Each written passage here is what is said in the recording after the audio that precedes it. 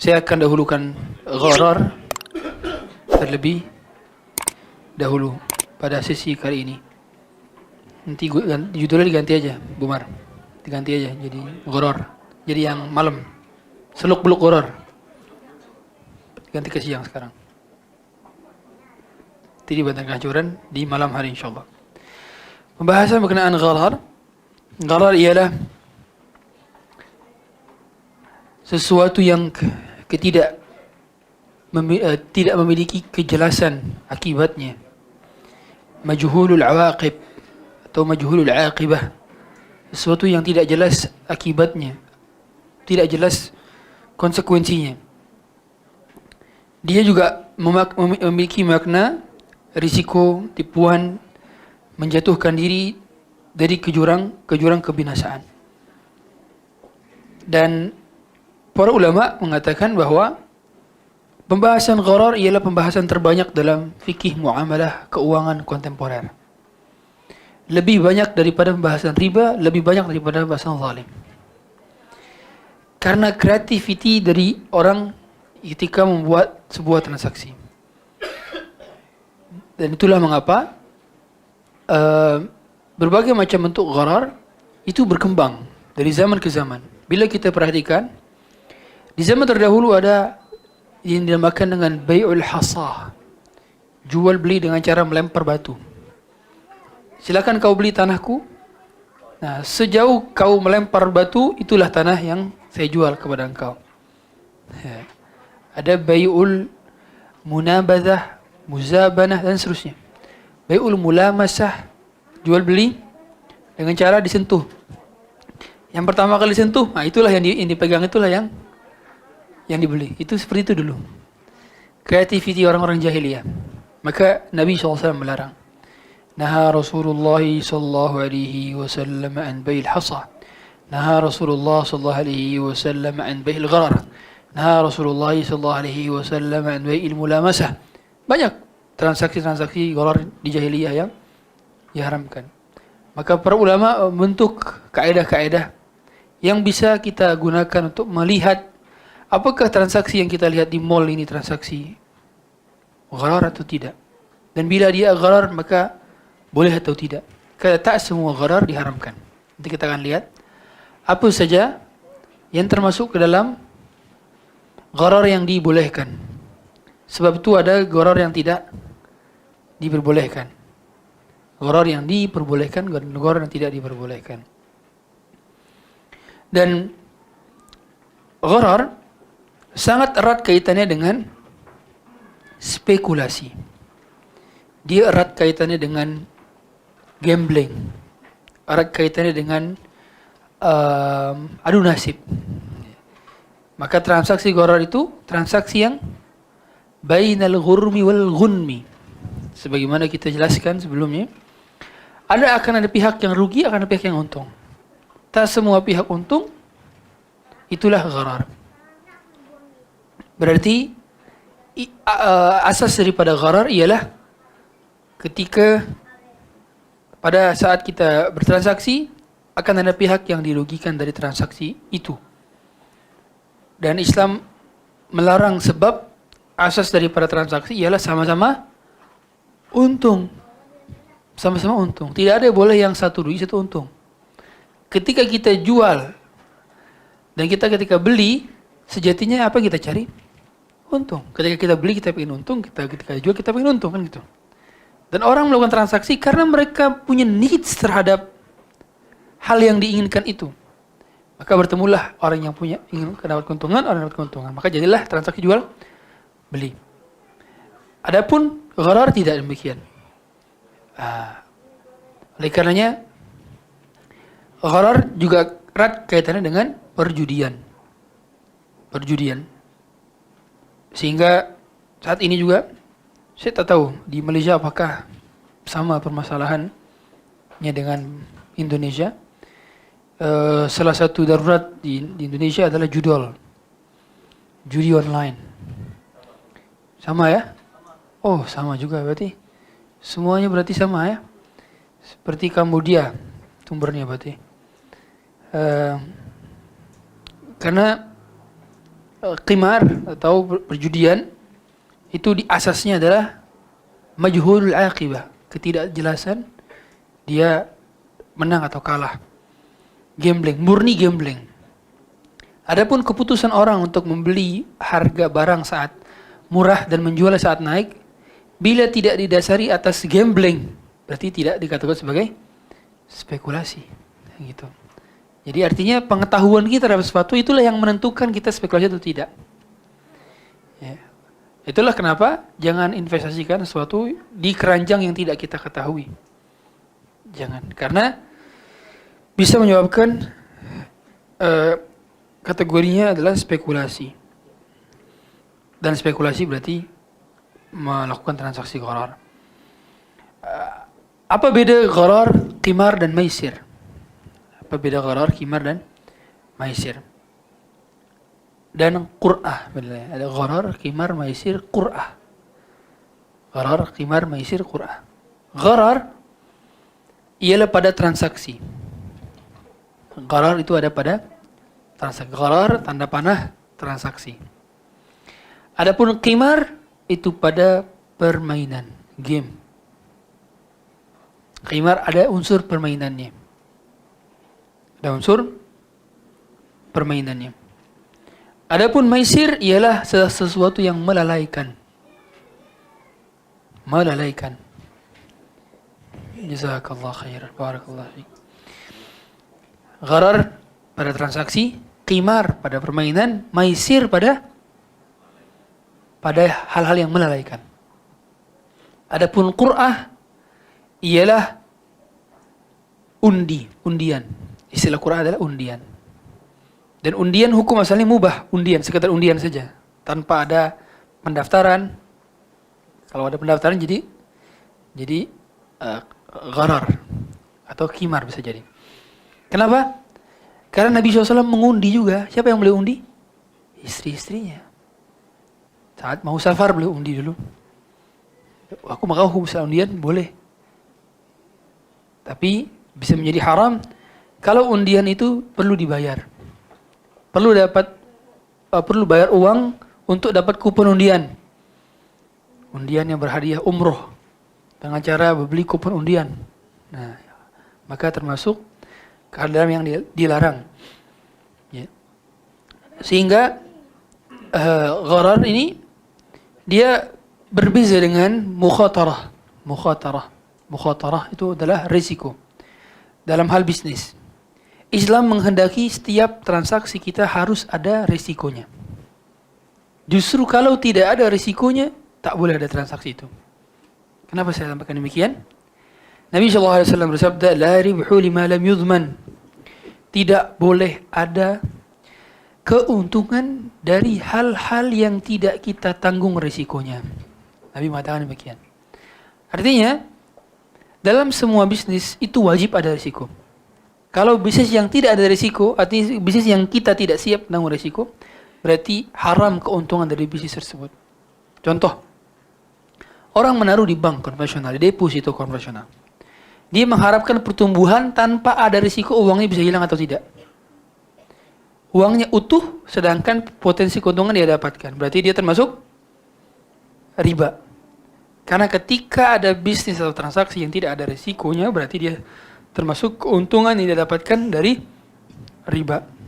Oleh karenanya modal yang terjamin, yang tidak memungkinkan untuk rugi, tapi dia tetap dapat bagi hasil, maka dia termasuk mendapatkan dari harta riba. Contoh, ada dua partner yang punya satu perusahaan yang sama.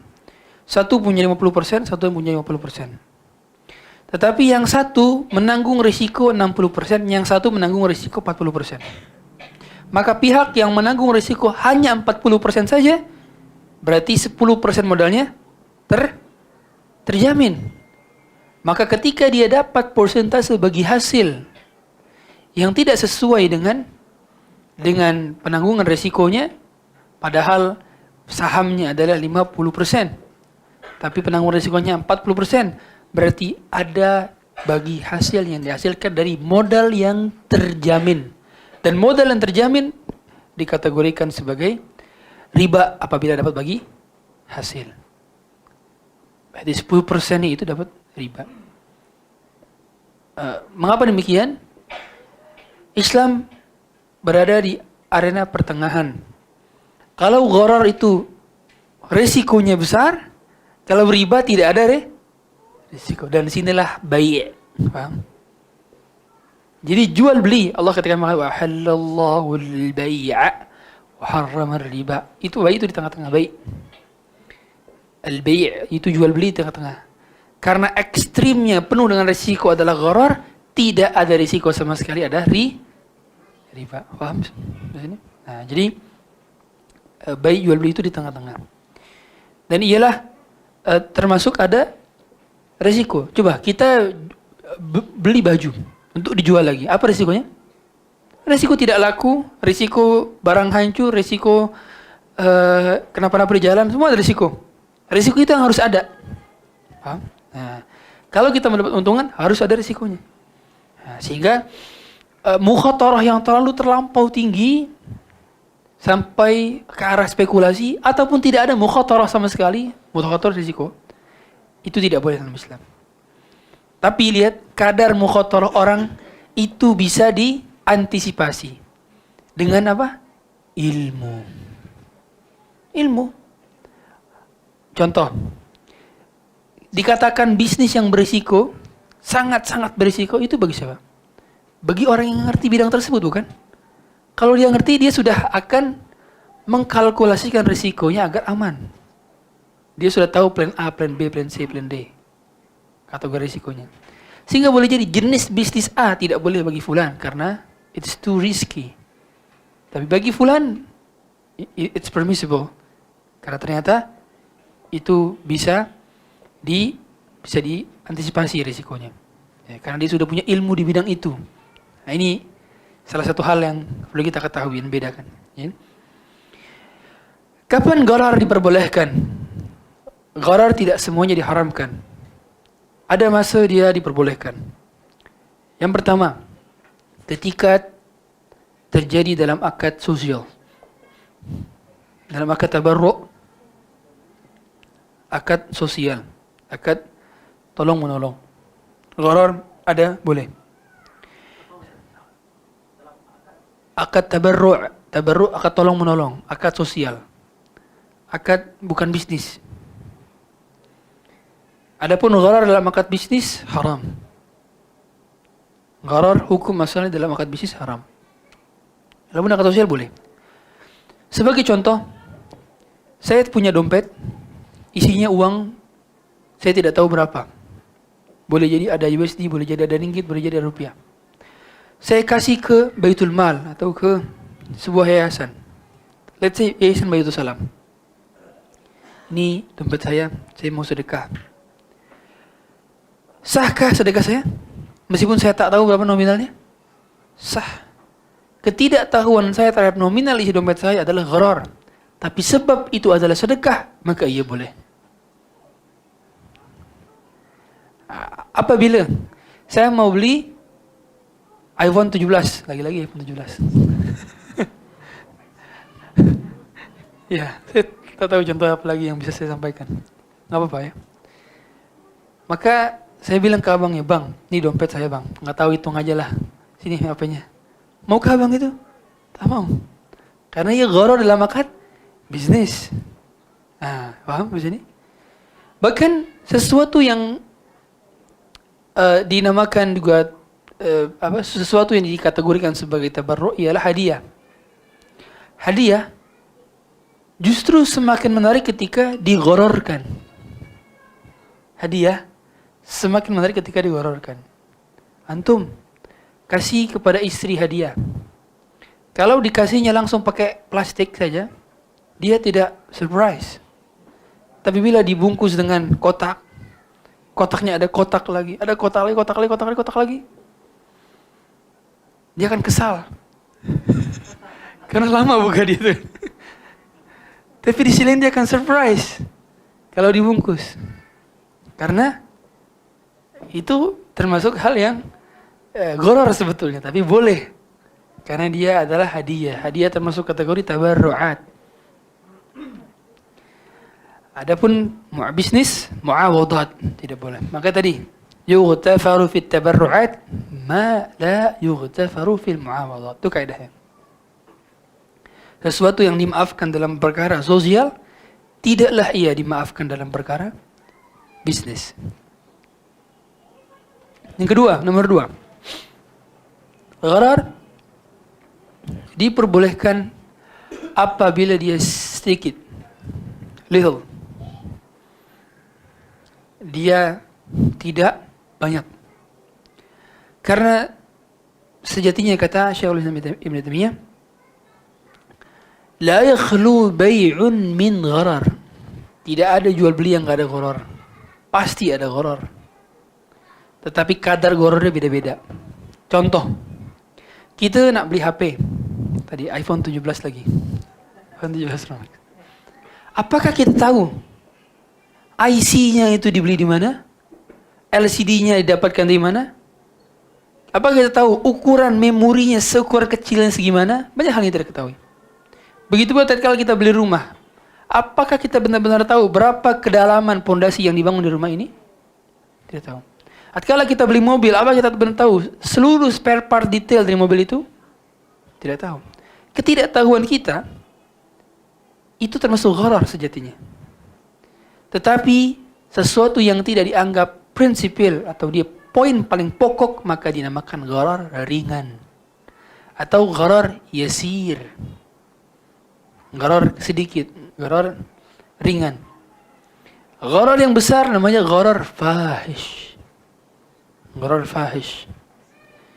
Nah, itulah mengapa saat kita membeli suatu hal yang memiliki gharar ringan, maka ia diperbolehkan. Dan para ulama khilaf mengenai all you can eat. Makan sepuas kalian. Waktu saya di Aceh, ada yang bertanya kebalik. Dia bukan, Ustaz, apakah boleh saya makan, apa dia bilang? You can eat I, apa gimana dia? Kebalik lah dia. Maka yang benar adalah all you can eat. IC. Ini ulama khilaf. Sebagian ulama mengatakan ini gharar kecil.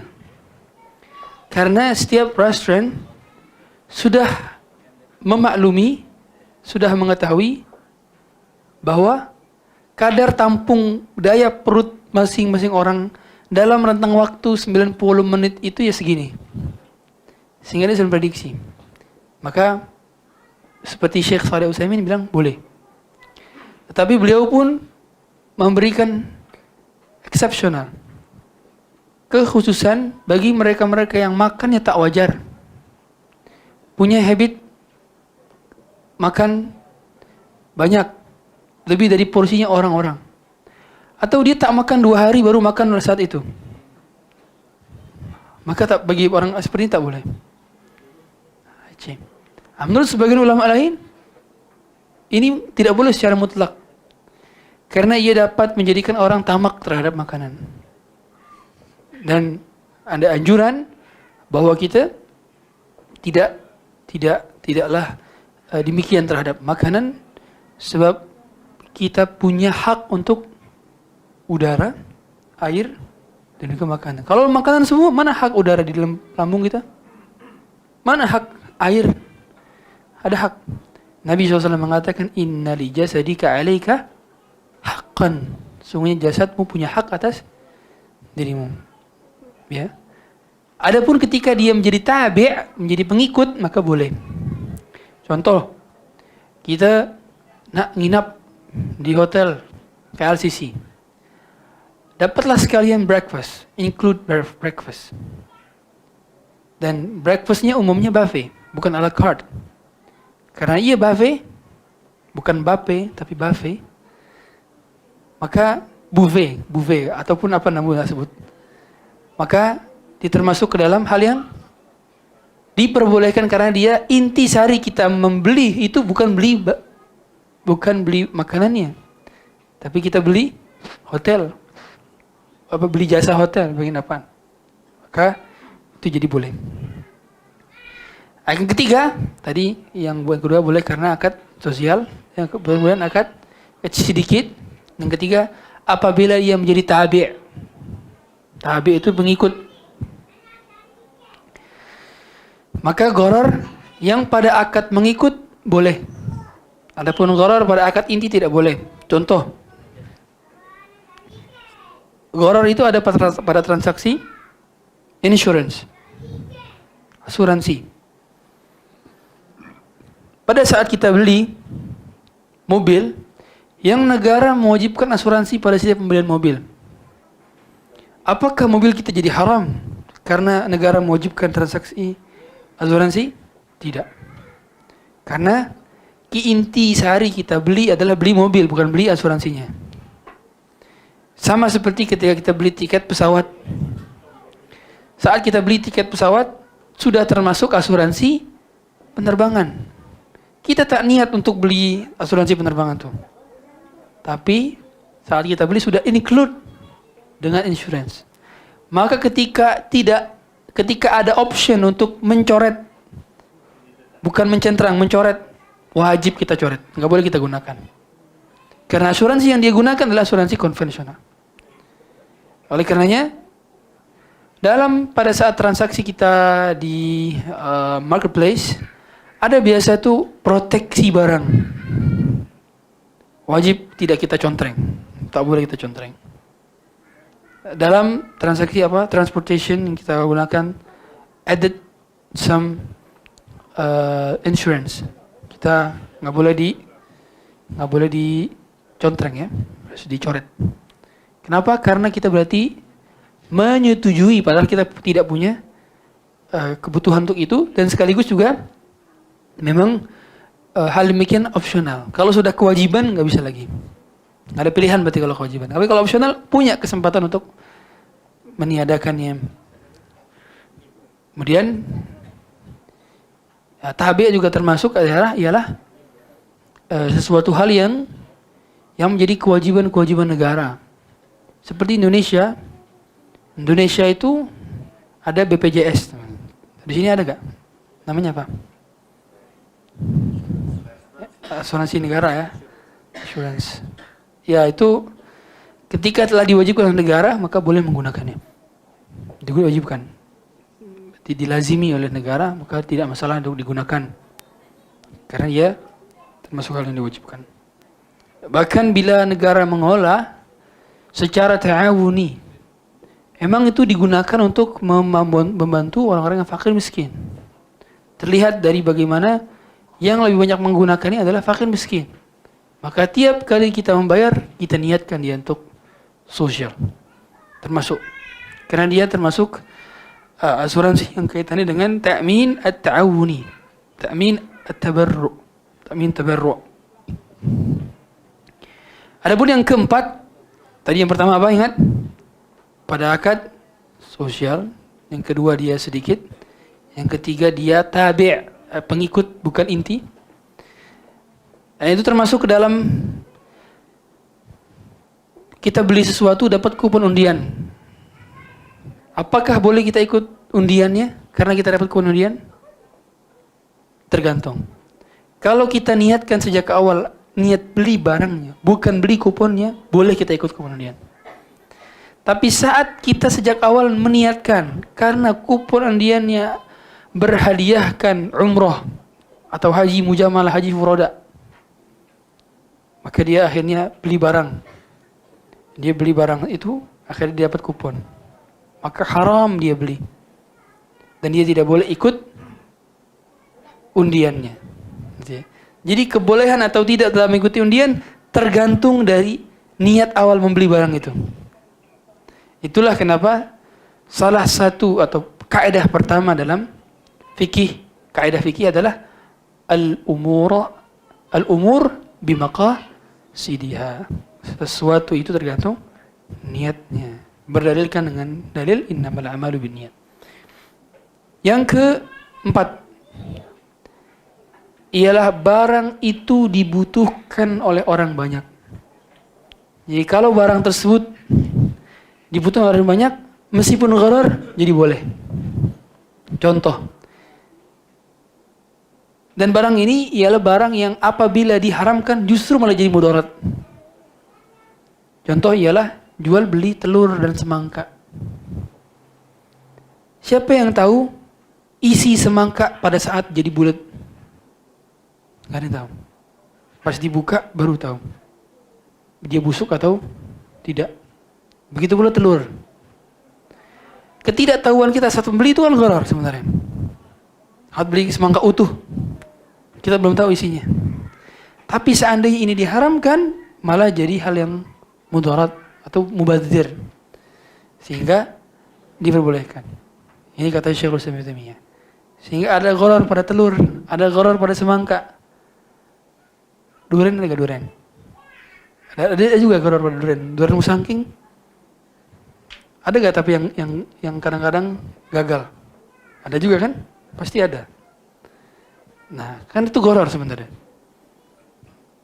Tapi beda-beda ya. Kalau cara pembeliannya sudah nggak menjamin sih. Karena kan belum dirasain. Ya.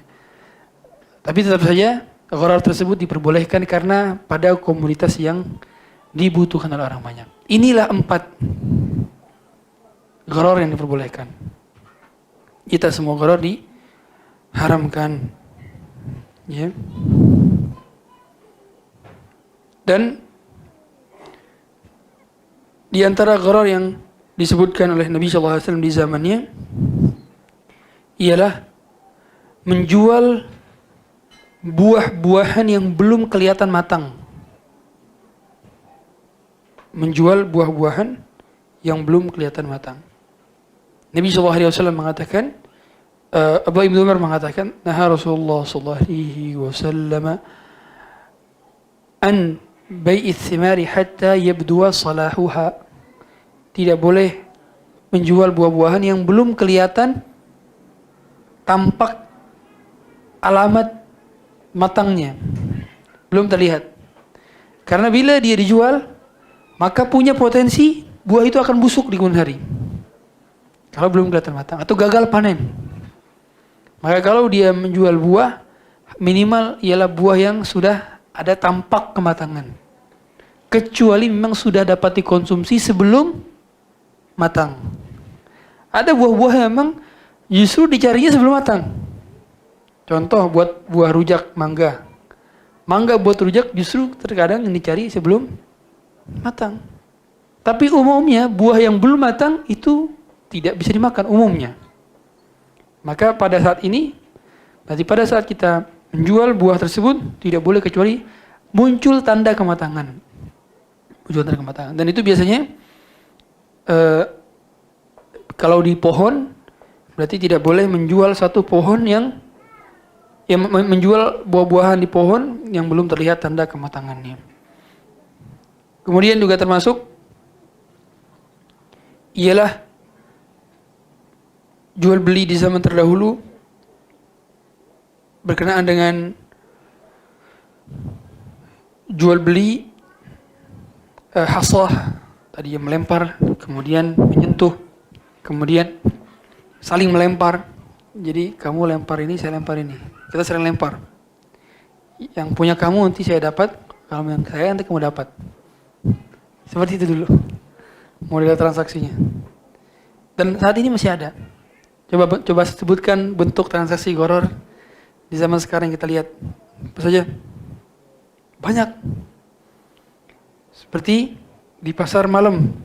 Apa sebut di sini pasar malam? Sama. Oh, sama malam. Itu ada human claw. Pakai orang. Nanti ambil barang sebanyak-banyaknya, snack, bayar berapa? Misalnya 10 ringgit. Itu pakai human claw. Atau boneka capit. Nah, itu kan yang random. Tapi kalau masuk-masukan bola, tidak termasuk gharar. Karena ada skill yang dikeluarkan di situ. Ya. Ada effort yang dikeluarkan di situ, dan itu kita bayar jasa apanya? Jasa bolanya ini kita bisa gunakan sekian menit. Adapun yang keluar dari hadiah tersebut itu bonus. Itu termasuk ju'alah. Ya, ju'alah. Sehingga tidak termasuk ke dalam yang gharar kalau yang ada effort usahanya. Tapi kalau boneka capit itu hanya tinggal pencet sekali, tak nanti ngambil. Itu chance boneka capit itu dapat itu sekian ribu kali baru dapat. Jadi setiap sekian ribu sekian itu dari sistem dia dapat. Selama dia nggak ngelewati itu berarti dia nggak akan dapat. Udah dibuat sistemnya. Ya.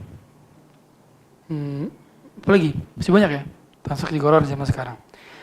Lalu apa hikmah gharar diharamkan? Ada 8 hikmah gharar diharamkan. Yang pertama, gharar termasuk memakan harta orang lain secara batil. Secara batil. Dan gharar termasuk hal yang menjadikan seseorang mengalami kerugian dan merugikan orang lain. Yang kedua, gharar menimbulkan permusuhan. Yang pertama, gharar menimbulkan kerugian dan memakan harta orang lain secara batil. Adapun yang kedua ialah gharar menimbulkan permusuhan sesama muslim. Itulah mengapa ayat tentang larangnya permusuhan ialah innamal mu'minuna ikhwah. Mukmin itu bersaudara. Maka bila kita perhatikan banyak sekali larangan-larangan dalam agama yang menentang segala macam potensi konflik antara sama muslim. Contoh, kita dilarang melamar seorang muslimah yang sedang dilamar oleh pria lain sebelum si pria ini mengizinkan. Kenapa? Karena potensi konflik. Kita juga tidak boleh membeli di atas pembelian orang lain. Artinya gimana? Saat kita mau beli barang, ternyata barang itu nggak jadi dijual ke kita, dijual ke pembeli yang lain. Gara-gara dia harganya lebih mahal di majelis yang sama. Kita ketahui orang yang beli itu dia dapat itu karena dia beli harga yang lebih mahal. Kecuali dalam perkara seperti bai'ul mazad. Mazad itu apa ya bahasa Indonesianya? Lelang. Nah, lelang boleh hukumnya. Hukum masa lelang boleh meskipun tawar di atas penawaran orang lain. Kenapa? Karena mekanismenya demikian dan tidak muncul konflik, tidak ada potensi konflik dalam hal menawar di atas penawaran orang lain. Dan Allah benar-benar melarang kita muncul segala macam konflik dan potensi konflik. Makanya sampai-sampai perlunya kita klarifikasi saat orang berpotensi salah faham. Nabi SAW saat berjalan pulang bersama Safiyah, habis itikaf di Masjid Nabawi, lewatlah 2 orang Ansar yang jalannya cepat. Apa yang Nabi katakan? Ala rislikuma innaha Safiyah. Jalan pelan-pelan aja, ini kan Safiyah. Padahal orang itu, ini orang Ansar nggak bilang apa-apa. Tapi Nabi tahu ini punya potensi salah faham. Dan kalau salah faham bisa menjadi konflik. Semua konflik itu umumnya dipercik dengan salah faham. Nah, dan perlu kita clarify sejak awal. Dan klarifikasi Rasulullah SAW itu pelajaran besar. Bahwa jangan diamkan masalah. Jangan diamkan masalah. Segera selesaikan. Macam mana? Kita lanjut dulu. Oh, setelah kajian ya. Berapa menit lagi? Apa? Oh, setelah saya. Kalau saya bisa jamak. Tapi nggak apa.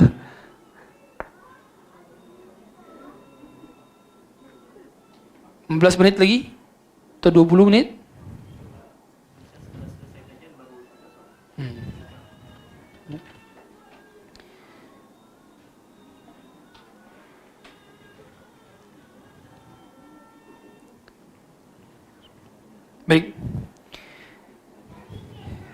Kita lihat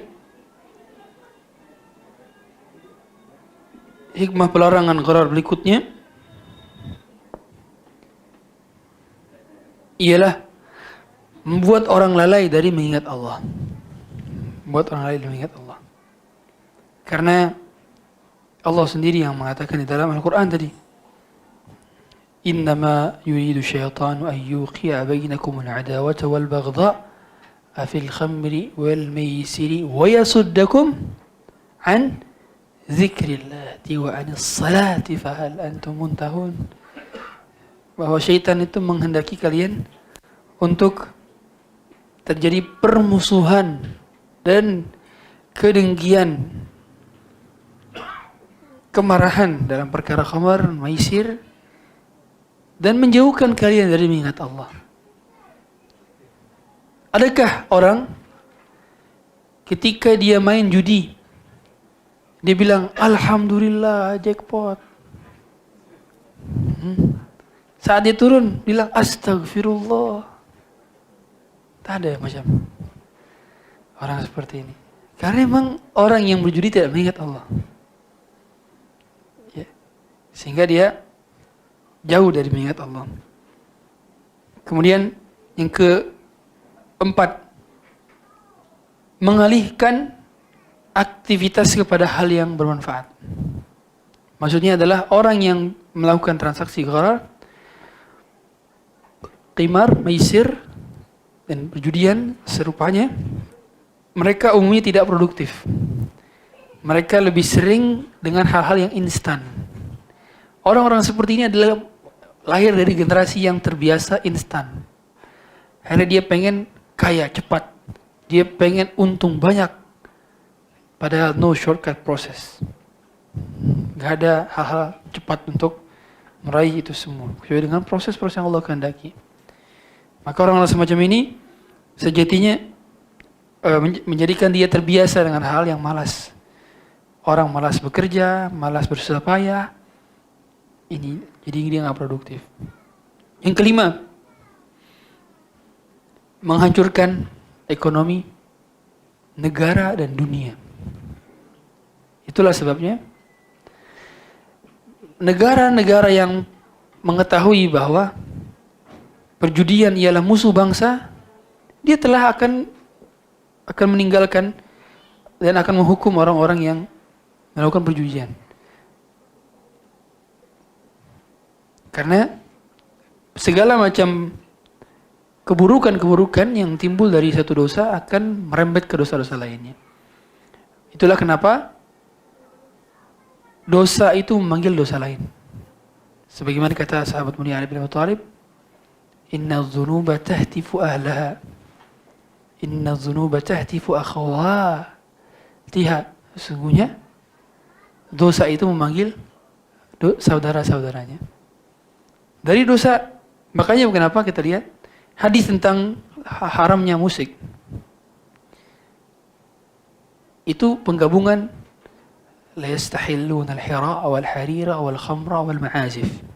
Lihat. Saling terkait nih. Kata para ulama, kenapa ma'azif disandingkan dengan zina, kemudian disandingkan dengan sutra, disandingkan dengan khamar. Kenapa? Karena memang dunia musik dunia itu. Dunia musik itu dunia dekat dengan perzinahan, dekat dengan khamar, dan benar-benar dekat dengan keharaman-keharaman lain. Dan benar. Hampir kami dapati pemantan-pemantan musik itu mereka benar-benar dekat sekali dengan dunia itu. Dunia seks bebas, dunia mabuk, dunia narkoba, dekat. Sesuatu yang diiktirankan, yang namanya adalah iktiran. Sesuatu yang dikaitkan. Dari satu urutan hadis menunjukkan adanya keterkaitan. Mustahil Rasulullah SAW mengurutkan tanpa dasar mustahil. Berarti ketika beliau mengurutkan itu ada keinginan yang ingin beliau sampaikan. Satunya adalah merembetnya dosa. Dosa kalau dilakukan satu dia akan merembet.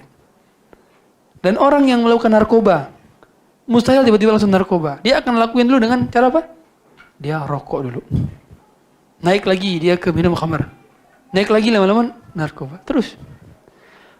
Itulah kenapa perzinahan dilarang, bukan perzinahannya. Sejak awalnya pendekatan kepada perzinahan dilarang. Kenapa? Karena dekat kepada zina menghantarkan kepada zina. Makanya dalilnya bukan hanya wala taznu, tapi wala taqrabuz zina. Kemudian kita lihat juga ekonomi yang melanda dunia di tahun 2008. Itu kan karena ada perjudian di bursa besar-besaran yang menjadikan akhirnya mereka banyak melakukan perjudian seperti short selling, option, buy on margin. Sempat lumpuh tahun 2008 ekonomi dunia.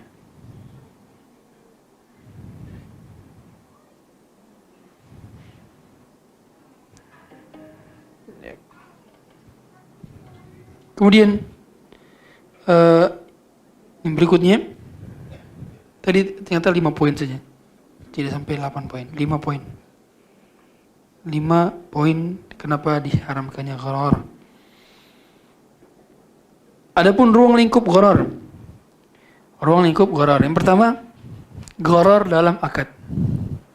Gharar di dalam akad. Yang kedua, gharar pada objek akad.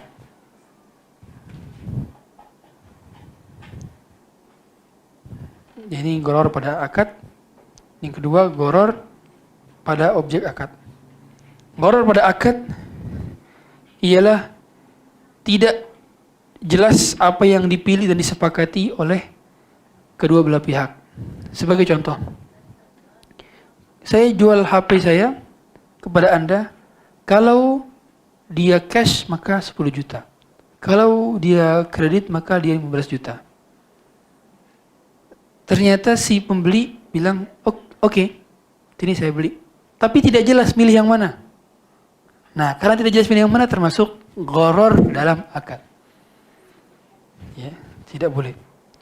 Atau model konsep seperti leasing. Leasing itu seperti ini konsepnya. Di mana saat ada klausul, kalau barangnya dilunasi lebih cepat, maka dia dapat diskon. Kalau telat bayar, maka temponya dimundurin, tapi akumulasi utangnya di split, jadi berbeda. Ya. Saya izin, ibu saya nelfon sebentar.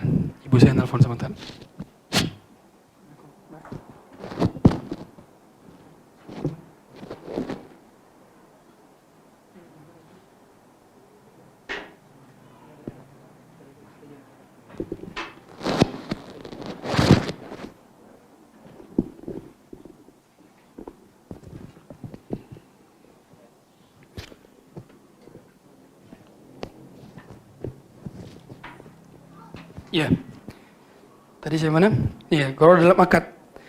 Dia diharamkan karena sebab ketidakjelasan, dan itulah termasuk dual akad atau dualisme dalam akad. Nah, Rasulullah SAW an bai'ataini fil bai'ah. Nabi melarang dua akad dalam satu akad. Gimana? Seperti ini contohnya tadi. Leasing itu biasanya ada klausul, kalau bayar lebih cepat dapat diskon, kalau bayarnya telat maka agunannya diperpanjang dengan transaksi bulanannya yang berubah harganya. Nah, karena perubahan harga yang sewaktu-waktu ini termasuk gharar dalam akad. Makanya tak bisa ada klausul harga dapat berubah sewaktu-waktu mengikuti kurs. Ini gharar. Ini terjadi pada travel. Baik dia menisbatkan kepada sunnah maupun tak menisbatkan kepada sunnah. Karena ketidakmauan terhadap penanggungan kerugian. Nggak boleh. Ada harga sewaktu itu dapat berubah, enggak. Fix harganya. Anda jual beli ijarah, bukan jual beli, bukan wakalah. Kalau jemaah menitipkan kepada Anda untuk Anda belikan, tolong belikan, Anda tidak menanggungkan perubahan harga itu. Tapi kalau Anda adalah seorang yang jual beli kepada customer, nggak boleh ada klausul ini. Nggak boleh ada klausul perubahan harga, itu bisa terjadi. Nggak boleh. Harga sudah fix. Akad itu yang dipakai. Ustadz, kalau kami pakai persentase Ustaz biasanya. Jadi ada klausul kalau misalkan harganya sewaktu-waktu bisa dapat berubah tapi kita pakai rentang 5-10% misalkan. Ada klausul akad. Ini termasuk gharar juga. Nggak boleh. Kenapa? Langsung saja pakai akad fixnya. 10-10% itu masukkan ke dalam harga. Itu jadikan sebagai harga, kedua belah pihak sepakat atau tidak. Take it or leave it. Jangan kita pakai hal demikian. Ini banyak terjadi. Ya. Dan saya termasuk korban itu. Ya. Makanya saya secara keras menentang perubahan seperti itu. Dan saya juga pernah jadi pihak orang yang jadi penengah antara pihak travel sama pihak customer gara-gara perubahan harga travel. Sedangkan saya di travel itu makin bingung lah. Ya gitulah. Penting ini untuk dipahami ya. Semua. Dan memang rata-rata dalam bidang jasa. Kalau dalam bidang barang jarang ada seperti ini, jarang. Karena jasa itu kan biasanya kan kaitannya dengan servis yang naik turun harganya. Kalau hotel itu naik turun harga. Tiket pesawat naik turun harga. Dan komponennya banyak. Karena komponennya banyak dan kompleks sehingga bisa termasuk ke dalam banyak perubahan harga. Tapi bisnis harus ada resiko. Mau nggak mau harus menanggung resiko. Gitu. Kalau nggak mau menanggung resiko jangan berbisnis. Gitu. Karena seringkali misalkan saat jemaah tidak bisa berangkat karena force major karena travel ketipu. Tidak cukup dengan kata qadarullah ma syafa'al.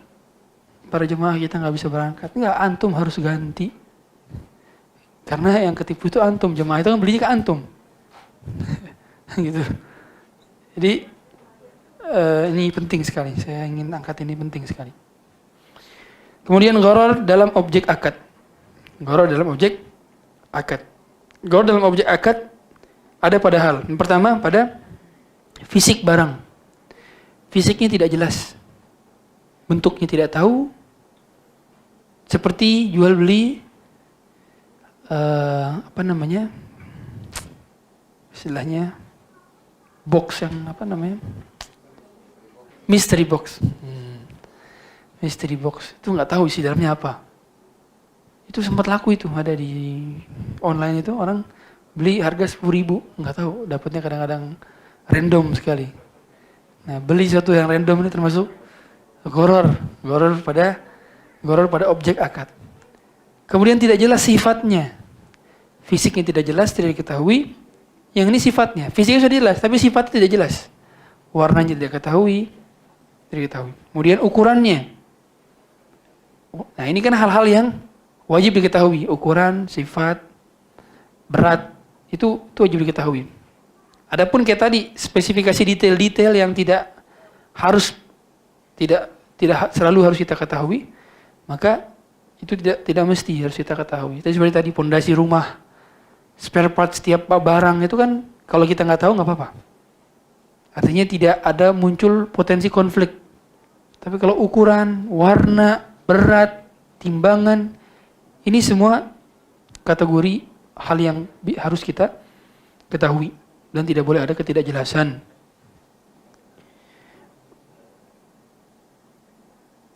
Kemudian barang yang bukan milik penjual termasuk gharar. Ialah dia menjual barang yang bukan miliknya. Dia jual barang milik orang lain dan orang lain tidak ridho kalau dia dijual barangnya. Misalkan saya ambil handphone teman saya, nih saya jual. Handphone dia nggak ridho saya jual habis tapi saya jual. Nah, itu masuk nggak boleh. Dia bukan milik dia. Yang termasuk bukan miliknya adalah ya dia jadi pihak tengah yang dia tidak sempat menanggung kerugian, tidak sempat menanggung risiko. Makanya model-model dropship itu bisa jatuh keharaman bila tidak teliti. Contoh, dropship itu sejatinya kan dia ada orang pesan ke dia akan punya barang. Dia pesan ke supplier, nanti supplier yang langsung kirim ke orang yang beli. Kita sama sekali tak menanggung risiko pegang barang. Dropshipper. Itu sebagian ulama mengatakan ini haram. Kenapa? Karena dia tidak sempat menanggung risiko penanggungan barang. Dia tidak sempat ada serah terima dari pembeli sebelumnya. Langsung kan? Barangnya langsung dari supplier langsung ke ini. Nah, para ulama mengatakan ada titik kritis di mana ini bisa menjadi halal. Gimana? Pada saat pengiriman. Nama pengirimnya itu harus dropshipper. Bukan supplier. Otomatis saat barang kenapa-napa, resikonya ditanggung oleh dropshipper, bukan oleh supplier. Dari situlah ketika barang tulis nama atas nama dropshipper, maka di situ sempat berarti dropshipper menanggung kerugian. Kalau kenapa-napa dia punya risiko di situ. Dari situlah berarti halal jual belinya. Ya. Tapi rata-rata demikian. Dropshipper itu kan biasanya atas nama toko dropshipnya. Ya, sama toko dropship, bukan atas nama supplier. Dan ketika beli barangnya harus dipisah. Jangan digabung dengan di gudang agar ada qobet kategorinya. Qobet itu serah terima. Meskipun belum hakiki, tapi baru hukmi. Kemudian termasuk barang yang gharar adalah gharar pada objek akad adalah barang yang tidak dapat diserah terimakan. Sebagaimana contoh kemarin ya. Apa contoh kemarin? Barang hilang. Itu tidak dapat diserah terimakan. Termasuk juga barang yang dicuri. Tidak dapat diserah terimakan. Termasuk juga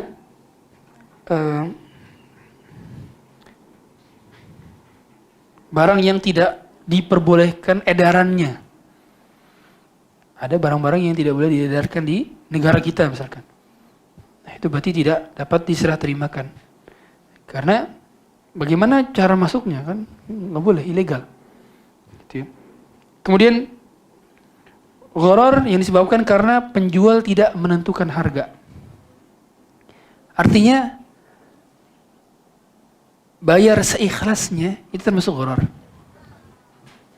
Apa nama di sini di Indonesia? Di Malaysia bayar seikhlasnya. Konsep itu sama ya. Ini termasuk gharar. Kecuali si penjual memang niat sosial. Contoh, dia adalah dokter kampung. Dokter desa. Kadang-kadang pasien bawa beras, dia bawa jagung, dia bawa ubi buat dokternya kalau pas lagi mau dicek darah. Dan dokternya terima aja. Ya udah berarti dia sejak awal telah terapkan itu bayar seikhlasnya. Nggak bayar pun nggak apa-apa. Nah.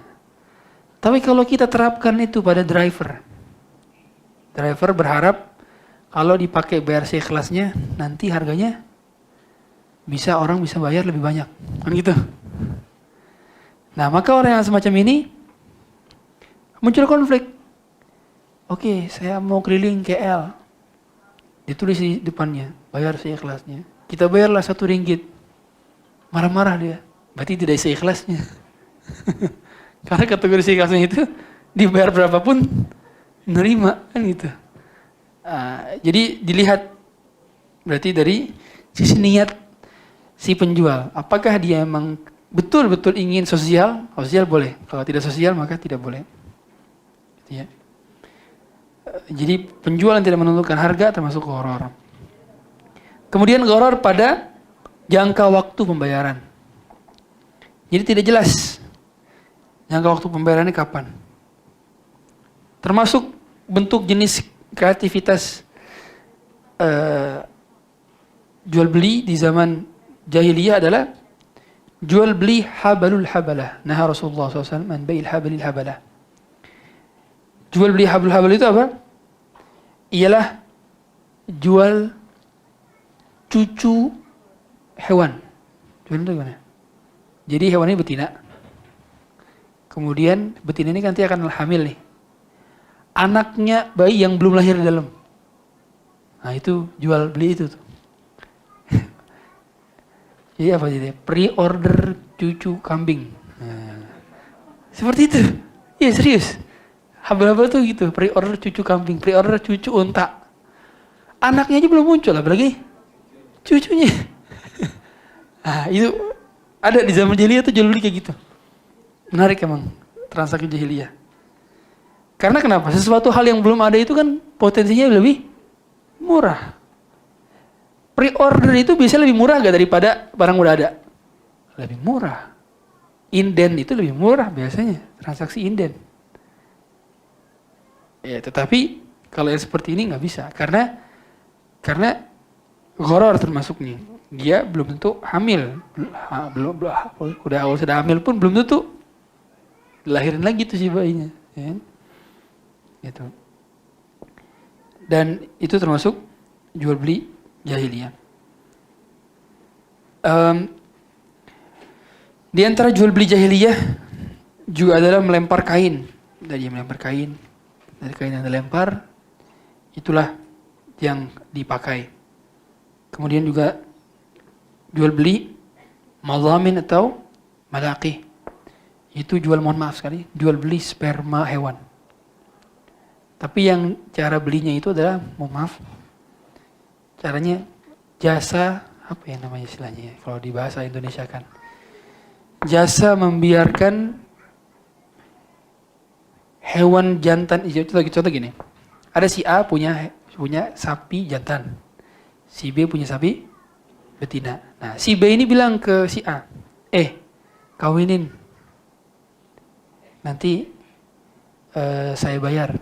Nah kalau misalkan yang diakad jasanya adalah spermanya, maka itu gharar. Kenapa? Karena tidak ada kadar pasti tentang ukuran spermanya. Dan belum tentu apa yang diinginkan itu tercapai. Apakah dia benar-benar mengeluarkan spermanya atau tidak. Tapi ini lagi-lagi jahiliyah, transaksi jahiliyah. Bai'ul madhamin wal malaqih. Itu namanya.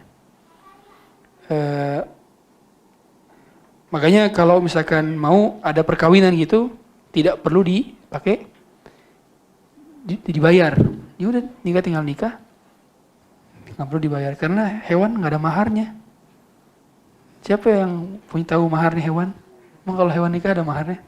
Nggak ada. Ya kalau ada, ya udah sedekah aja, sedekah untuk dikawinin, dan dia nggak kenapa-napa juga kalau habis dikawinin, kan senang dia juga dikawinin.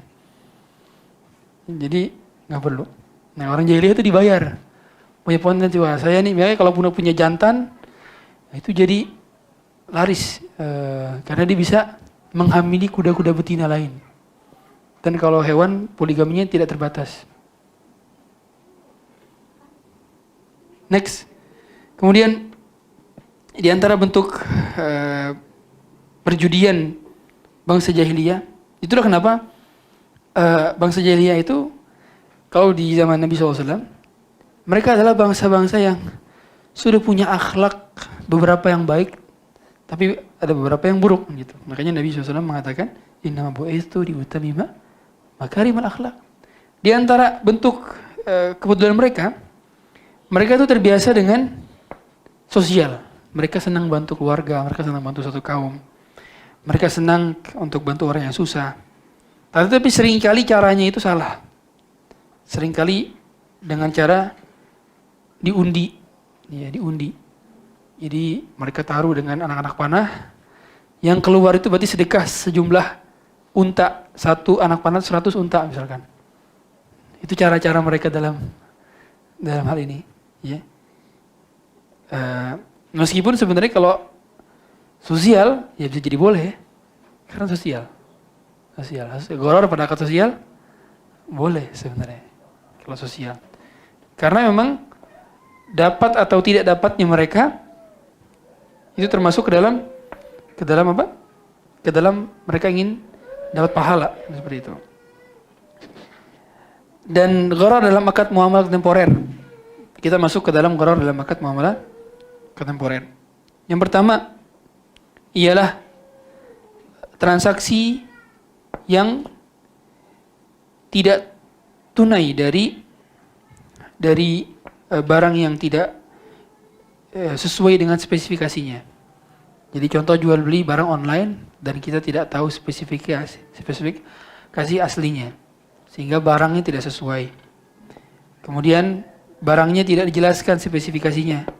Barangnya tidak dijelaskan warnanya, ukurannya, bentuknya, gramnya, dimensinya, warnanya tidak dijelaskan. Berarti kalau ada barang yang tidak jelas intinya, kita wajib minta kejelasan dulu. Baru setelah itu kita beli. Ya. Kemudian di antara jual beli yang diharamkan juga adalah bentuk just tip yang tidak sesuai dengan syar'i. Just tip bisa jadi syar'i dan umumnya bisa syar'i, tapi bisa tidak jadi syar'i. Hukum asal jasa titip itu adalah ada beberapa akad. Yang pertama, dia bisa menggunakan akad bayar dulu, uang belakangan, dan barang itu adalah barang yang banyak di pasaran. Namanya bai'us salam. Akad salam. Salam itu uangnya duluan, full payment, barangnya belakangan. Ini akad salam. Adapun kalau customernya nggak mau bayar duluan, dia maunya bayar pada saat nanti ketika barangnya udah datang. Jadi otomatis beli dulu pakai uang just tipnya. Nah, kalau ini termasuk penggabungan antara akad hutang piutang dengan jual beli. Dan penggabungan akad hutang piutang dengan jual beli tidak boleh. Nabi SAW melarang akad hutang piutang digabung dengan akad jual beli. La yahillu salafun wa bai'un. Tidak halal jual beli dengan digabung dengan akad hutang piutang.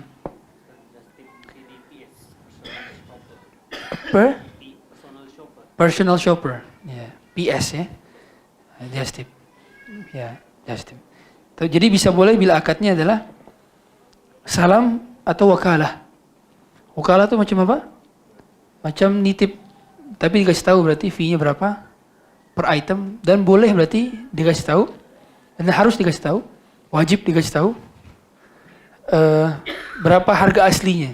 Nah, kalau akad wakalah, berarti fee-nya fix. Setiap item saya dapat fee sekian ringgit. Nah, itu fix. Berarti saat kita dapat diskon pun berarti kita harus kasih tahu.